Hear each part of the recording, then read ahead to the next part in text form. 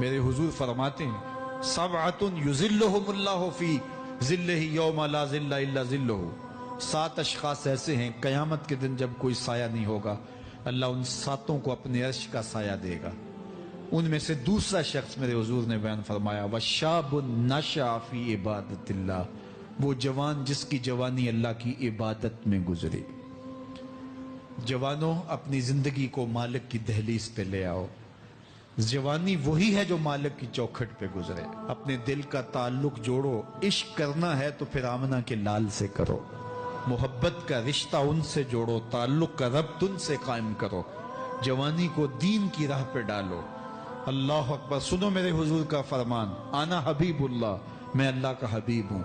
फिर फरमाया अश्शाबुत ताइबु हबीबुल्लाह, जो जवान जवानी में तौबा करे वो भी अल्लाह का हबीब है। आओ अल्लाह के हबीब बन जाओ।